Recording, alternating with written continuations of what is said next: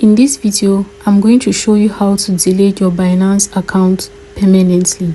So once you're on your home page, at the top left, click on the menu icon. At the top right, click on the settings icon. And then you're going to scroll down to where you have others and click on privacy center. Right there, you're going to see an option delete account. Just go ahead and click on it. Click on delete account. You're just going to select the reason why you're deleting your account.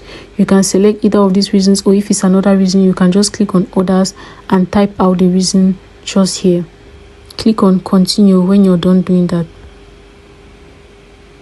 And then click on continue again. Here you're just going to check this box to agree and then click on delete account. You're just going to proceed to verify your email in order to confirm you're the one actually trying to delete your account. After doing that, your account is going to be deleted.